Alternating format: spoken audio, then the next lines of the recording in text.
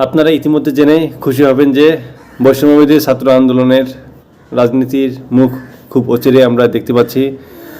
সম্ভাব্য হিসেবে উপদেষ্টা নাহিদ হতে পারে যে বৈষম্যবিরোধী ছাত্র আন্দোলনের আহ্বায়ক, সাথে আরও আছে ইনকিলাব এবং নাগরিক কমিটির সদস্যদের নিয়ে এই রাজনৈতিক দল খুব দ্রুতই সংগঠিত হবে। এখন দেখুন, আমাদের এখন কোন বিষয়টাকে নিয়ে আমরা বেশি মাথা ঘামাচ্ছি বা কোন বিষয়টা এখন সবচেয়ে হট টপিকের মধ্যে, সেটা হচ্ছে 24-এর আন্দোলন। অর্থাৎ 24-এর আন্দোলনে যারা সক্রিয়ভাবে নিজেকে বিলিয়ে দিয়েছেন, দেশের জন্য কাজ করেছেন, তারা কিন্তু এখন আমাদের কাছে সুপারহিরো। এবং আমরা বিশ্বাস করি যে 24-এ আন্দোলনে যারা সামনে থেকে নেতৃত্ব দিয়েছে, এই দেশ একমাত্র তাদের হাতে নিরাপদ এবং এরাই দেশকে আগামী দিনে অনেক উঁচু জায়গায় নিয়ে যাবে। নাহিদ, আসিফ, হাসনাত, সাদের কথা না বললে নয়। 24-এর গণঅভ্যুত্থানে সবচেয়ে যদি বড় ভূমিকা পালন করে তাহলে এই চারজনের নাম চলে আসে। তাদের মধ্যে থেকে নাহিদ এবং আসিফ এরা উপদেষ্টা যায় এবং হাসনাত এবং সার্জিস এরা উপদেষ্টার বাইরে থেকে। অর্থাৎ দেখুন এদের টেন্ডেন্সি বা এদের ইন্টেলেকচুয়াল পাওয়ারটা কেমন। হাসনাত এবং সার্জিস এদের যে কথা বলার যে ভঙ্গি এবং এরা যেভাবে ইন্টেলেকচুয়াল পাওয়ার নিয়ে চলে, বাংলাদেশে এখন পর্যন্ত এই অন্তর্বর্তীকালীন সরকার ক্ষমতা নেওয়ার কত হলো, প্রায় 6 মাস।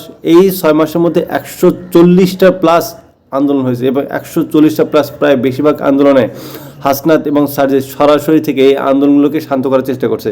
যদি হাসনাত এবং আবদুল্লাহ এদের মতো বা সার্জিসের মতো এই লোকগুলো যদি না থাকতো তাহলে এই আন্দোলনগুলো সারা দেশে ছড়িয়ে পড়তো এবং আরও বড় ধরনের অস্থিতিশীল দেশে একটা পরিস্থিতি তৈরি হয়ে যেত। এবং নাহিদ এবং আসিফ উপদেষ্টা এরাও কিন্তু এদের নিজেদের জায়গা থেকে কিন্তু যথাযথ ভূমিকা কিন্তু পালন করেছে যে কিভাবে এই দেশকে স্থিতিশীল করা যায় এবং কিভাবে এই ফ্যাসিস্ট যে সরকার এদেরকে বিচার আওতা আনা হয়। এটা আমাদের জন্য অনেক সৌভাগ্য ছিল যে আমাদের ছাত্রদের মধ্য থেকে 3 জন ইতিমধ্যে চলে গেছে উপদেষ্টায়।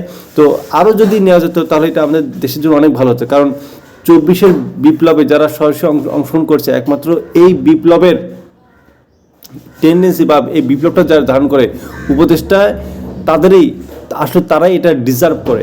সো এই ছাত্রদের নিয়ে যদি নতুন রাজনৈতিক দল আসে, এটা আমাদের দেশের জন্য অনেক অনেক ভালো হবে। কারণ আমাদের দেশে যে রাজনৈতিক দলগুলো আছে, আওয়ামী লীগ, বিএনপি, জামাত, আমরা যে দলটি কেন সবগুলো প্রায় একই, সবগুলো হচ্ছে সেম। ক্ষমতার লোভের জন্য যা করতে পারে। এক আওয়ামী লীগ ক্ষমতার লোভের জন্য দেশকে সর্বোচ্চ উজাড় করে নিয়ে আজকে নাই। জাতীয় পার্টি সেই স্বৈরাচার আমলের সাথে স্বৈরাচার জাতীয় পার্টি এখন গায়েব। বিএনপি এখন নেই। বিএনপি জিয়াউর রহমানের পর থেকে, খালেদা জিয়ার শাসনের অবসানের পর থেকে বিএনপি এখন চাঁদাবাজ দলের টেম্পো স্ট্যান্ড দল হিসেবে পরিগণিত হচ্ছে। আর জামাত তো 1971 সালে রাজাকার হিসেবে চিহ্নিত।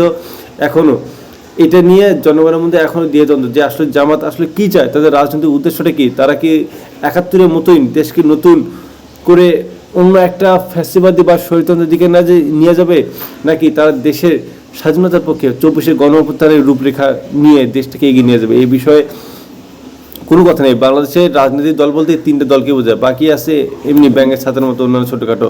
সো দেশের রাজনীতি পটভূমি পরিবর্তন হয় এই 3 রাজনৈতিক দলের কারণে। এখন ছাত্রদের মধ্যে থেকে যদি নতুন রাজনৈতিক দল আসে, এটা আমাদের দেশের জন্য অনেক ভালো হবে। আপনি অন্যান্য রাজনৈতিক দলগুলো বলেন, অন্যান্য রাজনীতিগুলো দেখবেন যে ওদের এমপি মন্ত্রীগুলো যে আছে, এরপর যে জেলা উপজেলায় যে নেতাগুলো যে আছে, বেশিরভাগই মূর্খ। একমাত্র জামাতে একটু শিক্ষিত আছে, বাট বিএনপি জামাতে সবগুলো চাঁদাবাজ, সবগুলো মূর্খ এরা হচ্ছে নেতা। তো যে নেতা নিজেই শিক্ষিত না, সে একটা শিক্ষিত জাতির মর্ম কি বুঝবে? সে একটা জাতিকে কিভাবে শিক্ষার দিকে এগিয়ে নিয়ে যাবে, আর শিক্ষা ছাড়া একটা জাতি কিভাবে এগিয়ে নিয়ে যাবে? ছাত্রদের হাতে যদি এই দেশটা যায়, দেখুন একবার একটু ইমাজিন করুন যে বাংলাদেশের প্রত্যেকটা উপজেলা, জেলা, বিভাগ সহ পুরো দেশের যত বড় বড় পদ সবগুলো আপনার ছাত্রদের দখলে, মেধাবী শিক্ষার্থীদের পদচারণা। তাহলে একবার চিন্তা করে দেখুন, তো এই দেশটাকে পাল্টাতে কয় বছর সময় লাগতে পারে? স্বাধীনতা 54 বছর আমরা তো দেখলাম যে এই তো চাঁদাবাজ, টেম্পো স্ট্যান্ড, বাকশালীদের এই দেশটা তো কি পরিমাণ ক্ষতি হয়ে গেছে আমরা তো জানি। অন্যান্য দেশ স্বাধীনতার কিছু বছরের মধ্যে আপনি আফগানিস্তানের দিকে তাকান, সিঙ্গাপুরের দিকে তাকান, কত দ্রুত এরা এগিয়ে গেছে। আজ আমরা স্বাধীনতা 54 বছর পরেও আমরা গরিবের একটা দেশ। এটা কেন? আমাদের রাজনৈতিক দলরা যদি চাইতো দেশটাকে খুব দ্রুতই এগিয়ে নিয়ে যেতে পারতো, কিন্তু তারা সেই দায়িত্ব পালন করেনি।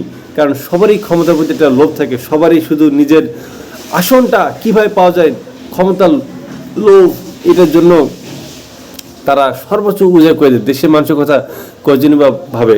আমি মনে করি যে একমাত্র ছাত্ররাই পারে এই দেশটাকে পুনর্গঠিত করতে। আপনি একটা ভাবুন যে আপনার এলাকার গ্রামের যে মেম্বার মূর্খ, চেয়ারম্যান কি মূর্খ, এখন যদি মনে করুন যদি আপনার মেম্বার চেয়ারম্যান থেকে শুরু করে উপজেলা চেয়ারম্যান সবাই যদি স্বশিক্ষিত যদি হয়, সবাই যদি মাস্টার্স পাস হয়, আরে ভাই যে মানুষটা শিক্ষিত সেই তো শিক্ষিত মানুষের কদর উজ্জ্বল, সেই তো যে মূর্খ যে মেম্বারটা একটা সমস্যার সমাধান করতে ওর 1 সপ্তাহ কেটে যায়, দেখা যাবে যে সে একটা শিক্ষিত মানুষ নিমিষের মধ্যেই ওই বিষয়টা বুঝবে, সলিউশন দিয়ে যাবে। বাংলাদেশের প্রত্যেকটা সেক্টর যদি মেধাবী শিক্ষার্থীরা যথার্থভাবে যেতে পারে, এই দেশ ইনশাল্লাহ খুব দ্রুত এগিয়ে যাবে। তাই আমি মনে করি আওয়ামী লীগ বিএনপি জামাত না, ছাত্রদের হাতে এই দেশটা নিরাপদ, ছাত্রদের নেতৃত্বে দেশটা এগিয়ে যাক। ইনকিলাব জিন্দাবাদ।